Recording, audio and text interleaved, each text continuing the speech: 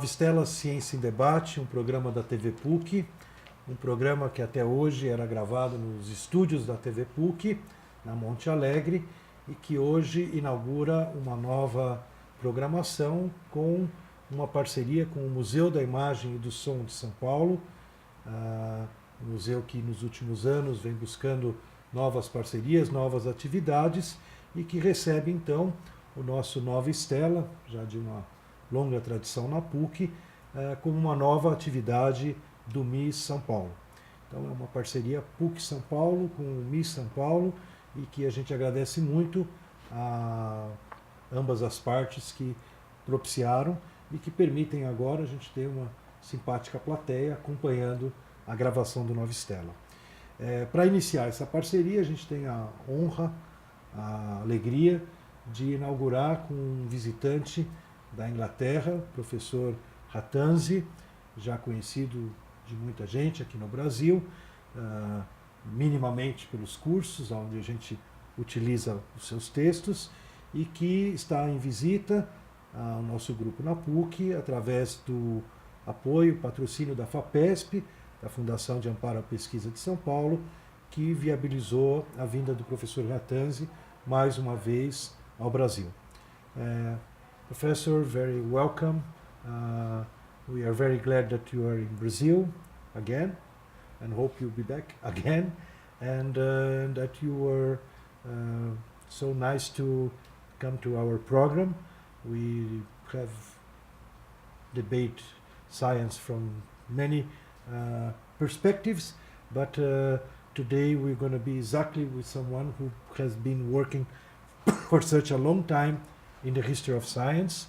In reality, I think you helped during the second part of 20th century to build our area. Our group of São Paulo in the Catholic owns a lot on your our shoulders, the way we develop the area. And for our first program, I would like to invite you to comment on a very important article that you publish, how long? 1966. 1966. Long time ago. A long time ago. But this article, Isaac Newton and the Pipes of Pan, was very, I think, decisive change in our view of Isaac Newton. And you just mentioned firsthand that he received an invitation to have the article published in French just a few days ago. So the article is still very important for our area and for people to have a different perspective of Isaac Newton. So I would like to invite you to comment how you come about to these studies of Isaac Newton and how you wrote this article with this different perspective. Thank you very much, Professor Goldfarb. It's always a great pleasure for me to come to Brazil and to PUC and to Sacima and see how greatly the history of science is flourishing here. It's always a great delight to me. This is my fourth visit here, and the question you asked me how I came to work on Newton. Perhaps I could just add very briefly a kind of autobiographical note. I was born in Kenya myself, in East Africa, and I worked on a newspaper while I was waiting to get admission to study medicine in England. At that time there were no facilities for higher education, very little in Kenya. While waiting there, I joined a newspaper, a kind of prematurely pro-African newspaper, you might say, in colonial times. Let me translate this part so people can follow. O professor Rattansi agradeceu a possibilidade dele estar mais uma vez no Brasil, é a quarta vez, the first time, quarta vez que ele nos visita, a Católica, o CESIMA, nosso Centro de Estudos em História da Ciência, e ele iniciou fazendo um comentário biográfico, que ele nasceu no Quênia e estava se deslocando para a Inglaterra para fazer estudos em medicina, e também teve um princípio de trabalho na área do jornalismo. So, after spending about 4 years in journalism in Kenya, the paper itself, this was during colonial times, and the paper was always being prosecuted for sedition, editors were being imprisoned, and in the end the paper had closed down. So I decided to go to England, but this time I changed my mind from medicine to studying economics, as I thought it might make me a better journalist. O professor completou que o jornal que ele trabalhava, tendo uma visão crítica em relação ao colonialismo da África, foi, como todo jornal debaixo de uma ditadura, perseguido. E daí, depois de vários anos nessa situação, ele decidiu finalmente ir para a Inglaterra, mas dessa vez não mais para estudar medicina, para estudar economia. I was fortunate enough to get admission in England to the famous institution for studying economics, the London School of Economics and Political Science. This is in the year, very long time ago, 1951. When I started studying economics, I chose as one of my options the option of logic and scientific method. And it was taught at that time by the LSE, but by a very great figure in the philosophy of science, Professor Karl Popper. Então o professor teve a sorte de ser aceito numa escola muito importante de Londres, na área de economia, e dentro dos cursos ele foi estudar Methodology of Science, e teve também a sorte de encontrar, muito conhecido também de nós todos, o filósofo da ciência Karl Popper. Besides being a great philosopher of science, Professor Popper was also a very charismatic teacher. He made you feel that he infected you with his great enthusiasm for the philosophy of science, made you feel this was the only subject worth studying, and I became more and more interested in the philosophy of science and threw it into the history of science. So when I decided I finished my economic studies and decided to do a doctorate, I chose for my subject a topic in the history of science. It was the relationship between the newly founded Royal Society in England. The Royal Society was founded in 1665. And let me just translate for the...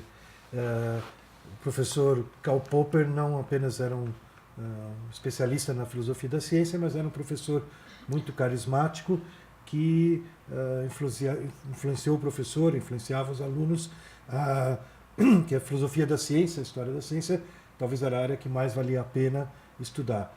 Então, quando ele terminou a graduação, ele partiu para um doutorado e ele escolheu um tópico na história da ciência, que é a fundação da Royal Society de Londres, em 1665. Yes, the Royal Society is founded in 1665, and you find that it immediately comes under attack from a group of very famous literary men of the time. And I decided to make a study of this. The thesis, as it eventually happened, was the Royal Society and its critics, 1665 to 1715. O professor acabou estudando grupo que era crítico à Royal Society, do período de 1665 a 1715. Eventually, I completed the thesis in about 1960. I worked on it for a very long time. And I was appointed a lecturer at a provincial university in north of England, at Leeds. Leeds. I was first a Leverhulme Research Fellow and then a lecturer in the history of science at Leeds University. Depois que o professor terminou o doutoramento, ele se muda para a cidade de Leeds, onde ele acaba tendo uma posição na universidade. Now this is where the story of the really starts. Okay. How I came to write or co-author the paper Newton and the Pipes of Pan. When I came to Leeds, I continued to work on some of the topics which had spun off from the PhD thesis. But I had a colleague in Leeds who was working on, his name is James Maguire. He's now a professor at Pittsburgh University. At that time he was a lecturer there, like me, and he was working on Newton, and he was also working on Maxwell, whom he saw as two great unifiers in the history of physics. O professor foi para Leeds e em Leeds ele teve a oportunidade de trabalhar com Maguire, com um outro professor com quem ele vai publicar junto o artigo sobre Newton. Então esse foi o percurso dele até a gente chegar na questão do Isaac Newton. I had not myself studied Newton very deeply. Of course, anybody who studies the history of science comes against Newton, one of the greatest figures in the history of science. But he showed me some papers which he had come across, manuscripts of Newton, and he said he couldn't make much sense of these papers. Então, o Maguire mostrou para o professor, eu esqueci de dizer, o Maguire estava trabalhando numa relação entre Newton e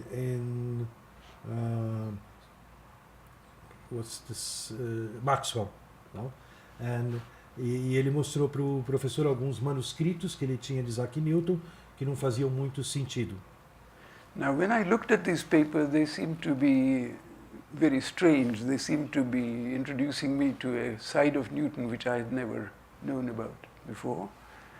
They suggested that Newton was, perhaps I should outline the problem situation, when were these papers written by Newton? At what phase of his life did he write his manuscripts? Because by now we have pretty good techniques for trying to identify from handwriting analysis and so on when Newton wrote a particular document. They date from the 1690s. Now, just to give you the dates, Newton completed the Principia Mathematica and published it in 1687. So this is about 3 or 4 years after the completion of the Principia. Então, o professor está localizando para nós de quando eram esses textos, esses manuscritos originais do Newton, que pareciam bastante estranhos, né?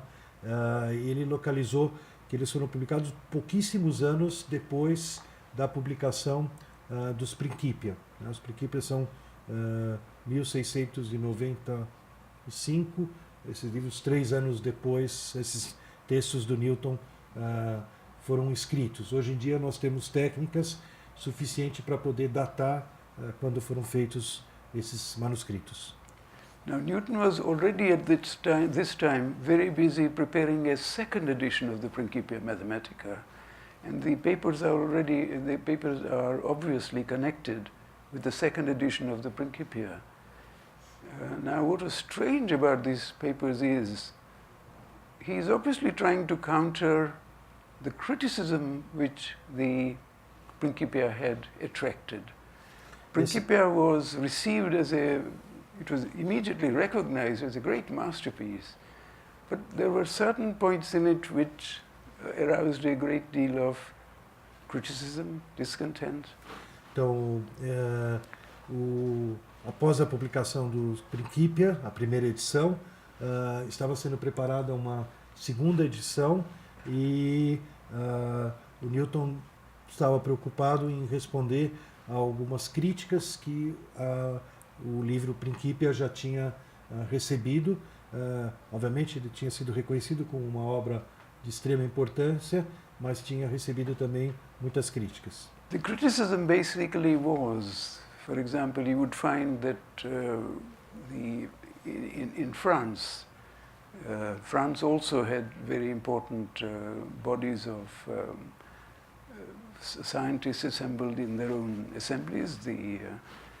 And the criticism which appeared in France was that although Newton had produced a great masterpiece, he seemed to be the first review of the Principia Mathematica in the Journal des Savants in French said that this book cannot be called a great masterpiece in the field of physics. We can call it a great masterpiece of mathematics. Então, uma das críticas importantes vinha da França, que também tinha um corpo importante de pesquisadores, de cientistas, de que esse livro não poderia ser considerado um livro importante em física, mas um livro importante em matemática. The reason for that is that Newton has introduced a form of action at a distance when he talks of the gravitational force. And the whole of the new philosophy, the new kind of science which has come into being in the past 150 years or so, has made its advances by taking as its basis the principle that all actions in nature are to be explained in terms of contact action. Então, também havia a crítica de que o Newton havia reintroduzido a noção de ação à distância, a força da gravitação, e já há 100, 150 anos daquela época tinham-se pensado que as forças em física tinham que ser forças de contato e não forças à distância. Now, Newton has himself said that he did not believe that the gravitation could be reduced to some kind of contact forces because, for example, Descartes had tried to explain gravitation through his a certain ethereal explanation. But ethereal action operates according to surface area, whereas gravitation acts according to the amount of matter in a body. So it will never be, you can never give a kind of contact action explanation for gravitation. Então Newton faz uma crítica da tentativa de Descartes, dos cartesianos, de fazer uma explicação para a gravitação em termos de contato, de áreas, mas na verdade tinha que ser reconhecido que a gravitação dependia da matéria. Now, I've outlined this background very briefly and very simply, but it gives you the problem situation of Newton. What is the problem he was trying to address in these particular papers? Newton's was trying to counter or give a reply to his critics by saying that he believed that this gravitational the cause of gravitation could not be given in terms of any kind of contact action, but because it was directly due to God's intervening in the workings of the universe. Estava seguro em afirmar que o fenômeno da gravitação não poderia ser explicado por alguma força de contato, mas na verdade era uma intervenção de Deus. Now, the papers are trying to give some kind of a defense of trying to introduce God again, divine action into the workings of nature, because much of the new philosophy was built on trying to exclude God. Então, a nova ciência, foi construída excluindo Deus, e Newton estava novamente introduzindo Deus no contexto. So, two things here. First is that he is trying to put God back into nature and as a kind of causal agent, even in explaining, physical phenomena. Now, he needed to defend this reintroduction of God into explaining natural phenomena. Então, Newton sabia que para reintroduzir a noção de Deus como agente nos fenômenos naturais, ele precisava defender essa posição. But he does so in these papers by saying that he can establish that some of the greatest philosophers of antiquity, Pythagoras, Plato, he makes two claims about them. He first of all wants to show that these people, Pythagoras, Plato, and so on, knew about the gravitation and its action in the workings of the world. Então ele, para basear a defesa, o argumento dele, ele se remete a grandes pensadores do passado, especificamente Pitágoras e Platão, e ele pretende argumentar que eles já tinham conhecimento da força da gravitação. That, and also that they knew that it acted in accordance with a inverse square law. They even knew the terms of that action, the way in which that action. Não apenas eles tinham o conhecimento da lei da gravitação, mas eles sabiam que a lei da gravitação agia no inverso do quadrado. But third and most important for his own defense, he wanted to argue that they knew that the eventual cause of the gravitational force was God's direct action through his omnipresence in the universe. Então, o principal ponto que ele monta esse argumento é para defender de que a presença, a onipresença de Deus é o que permite agir, como acontece a gravitação. So, just to make the point clear, what he is adopting in defending his own explanation for gravitation is a historical mode of explanation. He wants to show that, he's been criticized for holding to a view which seems to go back, which seems to kind of betray, if you like, the scientific revolution. And he's defending himself by relying on the authority of a certain historical approach. Então, ele, de certa forma, é um argumento que usa uma abordagem histórica, né? O Newton está se defendendo porque, de certa forma, ele vai ser acusado de ser um traidor da Revolução Científica, né? Pelos princípios da Revolução Científica, e ele monta o seu argumento usando, na verdade, essa referência a personagens na história como um argumento histórico. Now, we also, first of all, we were very surprised that Newton should adopt this way of defending his introduction of gravitation. That was the first surprise. A primeira surpresa que a gente tem é saber o modo que Newton escolheu para defender a força da gravitação. The second surprise was that who were the kind of people to whom he thought this might appeal, this way of defending his introduction of action at a distance, as I saw it. E a segunda questão é a gente pensar a quem ele está se dirigindo, que ele acredita que vá ter um apelo, ter uma consequência.